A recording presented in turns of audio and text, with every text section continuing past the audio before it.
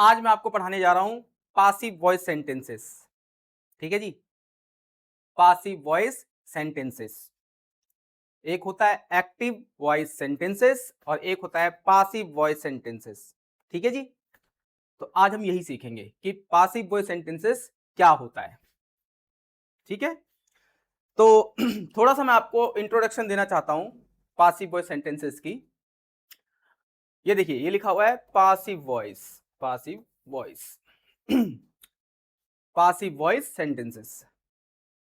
ऐसा लग रहा होगा कि मैं गलत बोल रहा हूं, पासिव वॉइस नहीं। आप सोच रहे होंगे कि पासिव वॉइस क्यों बोल रहे हैं, ये होता तो पैसिव वॉइस है, तो ये पासिव वॉइस क्यों बोल रहे हैं, यही सोच रहे हो ना। बताता हूं, देखिए पासिव वॉइस सेंटेंसेस में इसलिए बोल रहा हूं क्योंकि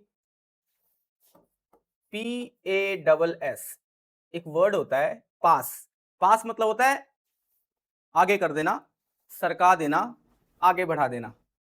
कहते नहीं है, जैसे डाइनिंग टेबल पे खाना खा रहे होते हैं और नमक जो होता है वो हमसे दूर रखा होता है मान लो, और हमारे सामने कोई बैठा होता है, तो हम कहते नहीं है कैन यू पास में द सॉल्ट, जरा इधर सरका दोगे, इधर भेज दोगे, इधर ट्रांसफर कर दोगे। ठीक है, तो पास, पास करना। ठीक है, यानी कि पास करना, ट्रांसफर करना, यहां से वहां करना, स्थानांतरण करना। ठीक है, तो जी हां बिल्कुल, ये उसी से जुड़ा हुआ एक वर्ड है पास, और इसमें हमने IVE जोड़ दिया तो ये हो गया पासिव, नहीं पैसिव। ये क्या हो गया, पैसिव। जब तक ये IV नहीं जुड़ता तब तक ये पास है, लेकिन जब इसमें IVE जुड़ जाता है तो ये हो जाता है पैसिव। इसको पैसिव पढ़ते हैं, पासिव नहीं पढ़ते हैं। वो बस मैं आपको समझाने के लिए बता रहा था। ठीक है, क्योंकि ये जो पैसिव वॉइस बना है ना, पासिव, इसका बहुत ही गहरा रिलेशन है, संबंध है। यही मैं आपको आज समझाने जा रहा हूं। ठीक है जी, जो पैसिव वॉइस सेंटेंस होता है ना, बहुत ही इंटरेस्टिंग मतलब सेंटेंस होता है, बहुत ही इंटरेस्टिंग। आज मैं आपको ये क्लियर करूंगा, मतलब एक ही क्लास में तो नहीं हो पाएगा, लेकिन मेरी कोशिश है कि मैं आपको जल्दी से जल्दी क्लियर कर दूं।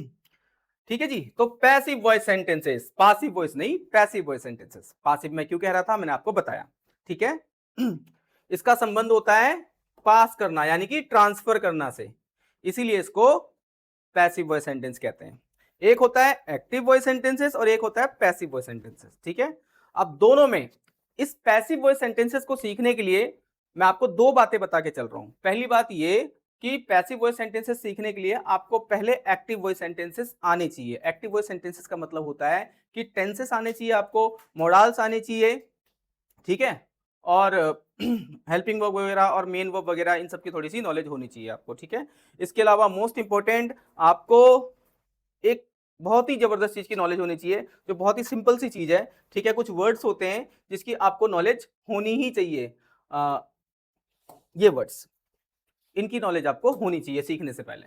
ठीक है, यानी कि ये नॉमिनेटिव केस या फिर सब्जेक्टिव केस उसको बोलते हैं, ये आपको आना चाहिए। I we you they he she it, ठीक है, ये आपको आना चाहिए, ये आपको याद होना चाहिए। और इसी के साथ साथ ऑब्जेक्टिव केस और प्रोनाउन कहते हैं इसको, ये भी आपको आना चाहिए। Me, us, you, them, him, her, it, ये भी आपको आना चाहिए। ठीक है, केवल 7 हैं, इजीली कर लोगे, कोई दिक्कत वाली बात नहीं है। ठीक है, तो ये चीज आपको आनी चाहिए, सबसे पहली बात। ठीक है, वापस वहीं पे आते हैं। तो मैं पैसिव वॉइस की बात कर रहा था, तो एक बात मैंने आपको बताई कि आपको क्या आना चाहिए, टेंसेस, मोडाल्स और हेल्पिंग वर्ब्स वगैरह की थोड़ी सी नॉलेज होनी चाहिए आपको। और ये जो मैंने सब्जेक्टिव केस और ऑब्जेक्टिव केस बताया, ये आपको आना चाहिए, इसकी नॉलेज होनी चाहिए। क्यों होनी चाहिए, क्योंकि इसी के थ्रू, इन सब चीजों का यूज करके ही आप पैसिव वॉइस सीख पाओगे, इसलिए आपको इसकी नॉलेज होनी ही चाहिए। ठीक है, अब मैं दूसरा पॉइंट बताता हूं कि पैसिव वॉइस को जो है ना, आप कैसे सीखोगे। तो देखिए, इसको सीखने के लिए कुछ स्टेप्स हैं जिसको आपको फॉलो करना पड़ेगा। जब आप स्टेप्स को फॉलो करोगे तो आप पैसिव वॉइस सीख जाओगे। सबसे पहले तो आप ये समझिए, दूसरी बात में, कि एक्टिव वॉइस और पैसिव वॉइस जो सेंटेंस होते हैं उनमें डिफरेंस क्या है। ठीक है, तो पूरा क्लियर मैं आपको एक एक डिफरेंस बताऊंगा आपको कि एक्टिव वॉइस और पैसिव वॉइस में डिफरेंस क्या है। वर्बली अभी थोड़ा सा मैं आपको एक इंट्रोडक्शन दे देता हूं एक्टिव और पैसिव में। ठीक है, एक लाइन से पहले समझिए कि एक्टिव वॉइस और पैसिव वॉइस क्या होता है। जहां पे कोई काम करने वाला, कोई काम हो रहा है, कोई एक्शन हो रहा है, और उसको करने वाले का आपको पता है तो वो हो जाता है एक्टिव। और कहीं पे कोई काम हो तो रहा है लेकिन ये नहीं पता कि उसे कर कौन रहा है, सिर्फ ये पता है कि क्या काम हो रहा है या काम हो रहा है, ठीक है, तो उसे बोल देते हैं पैसिव। यानी कि पैसिव वॉइस सेंटेंसेस में आपको ये पता नहीं होता है कि काम करने वाला कौन है, यानी कि सब्जेक्ट का पता नहीं चलता है आपको कि करने वाला कौन है, और एक्टिव में पता चलता है। तो यही मेजर डिफरेंस है, मतलब यही सबसे बड़ा डिफरेंस है, ठीक है जी। बाकी मैं आगे एक एक डिफरेंस आपको बताने वाला हूं, लेकिन पैसिव वॉइस को सीखने से पहले एक इंपॉर्टेंट चीज और है जो आप अगर सीख जाते हैं तो आपको पैसिव वॉइस सेंटेंस आ जाएगा बहुत इजीली, वो है वर्ब। पैसिव वॉइस डिपेंड करता है वर्ब पे, वर्ब यानी कि मेन वर्ब की बात कर रहा हूं मैं यहां पर। ये वर्ब सीखना पड़ेगा, थोड़ा सा आपको वर्ब के बारे में जानना पड़ेगा, ठीक है। तो चलिए वर्ब पे आते हैं, और उससे पहले मैं आपको स्टेप्स बता देता हूं कि इसको कितने स्टेप में आपको सीखना है। तो देखिए पैसिव वॉइस को सीखने के लिए मैंने लिखा है steps to learn passive voice sentences, यानी कि 5 स्टेप्स हैं जिससे आप पैसिव वॉइस सीख जाओगे। पहला स्टेप है क्या आना चाहिए आपको, तो पहला आना चाहिए आपको कि पैसिव वॉइस सेंटेंस होता क्या है, पहले आपको यही पता हो कि पैसिव वॉइस सेंटेंस होता क्या है। तो जैसा कि मैंने आपको बताया अभी कि पैसिव वॉइस सेंटेंस का मतलब होता है कि जिसमें सब्जेक्ट का पता नहीं चलता है, सिर्फ ये पता होता है कि काम कौन सा हो रहा है। तो पहला स्टेप तो यही हो गया। दूसरा स्टेप है what are transitive and intransitive verbs. अब आपको यह समझना है कि ट्रांजिटिव और इंट्रांजिटिव वर्ब्स क्या होती हैं, ठीक है, और अभी मैं आपको इसको समझाता हूं।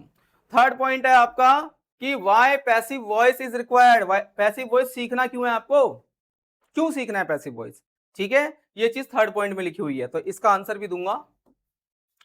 फिर आगे लिखा हुआ है difference between active voice and passive voice, यानी कि एक्टिव वॉइस और पैसिव वॉइस में डिफरेंस क्या होता है, जो मैंने आपको भी बताया था, ठीक है। मेजर एक ही डिफरेंस होता है कि एक में सब्जेक्ट होता है, एक में सब्जेक्ट का पता नहीं चलता है, ठीक है।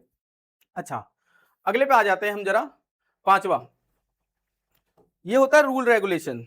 जो एक्टिव वॉइस सेंटेंसेस होते हैं ना, उसी के बिहाफ पे पैसिव वॉइस सेंटेंसेस का जो रूल होता है बनता है, ठीक है। रूल मतलब वही जो हम सब्जेक्ट वर्ब ऑब्जेक्ट यूज करते हैं ना, उसको किस फॉर्मेशन में यूज करना है, और जो हेल्पिंग वर्ब और मेन वर्ब यूज करते हैं उसको किस फॉर्मेशन में यूज करना है, उसी को रूल कहते हैं, ठीक है।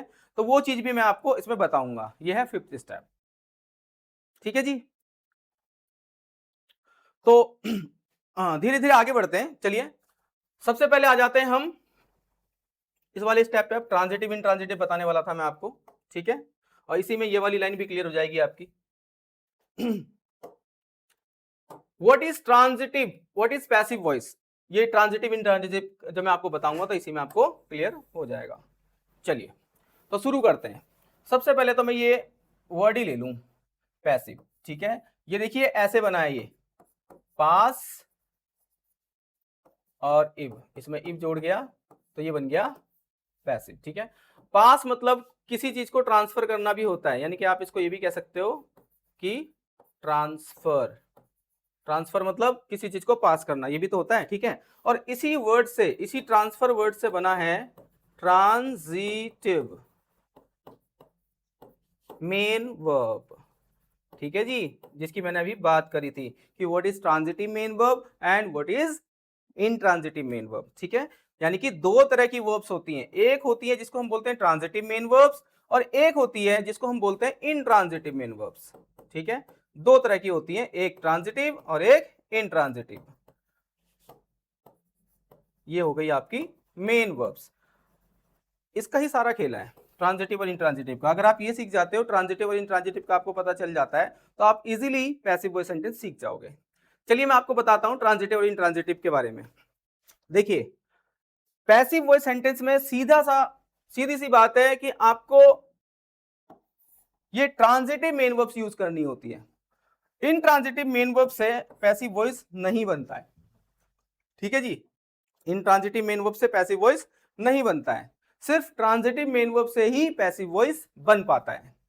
तो सबसे पहले हम यही समझ लेते हैं कि ट्रांजिटिव और इंट्रांजिटिव होता क्या है ना, क्योंकि यही क्लियर नहीं हो रहा होगा। तो चलिए मैं आपको समझाता हूं कि ट्रांजिटिव और इंट्रांजिटिव क्या होता है।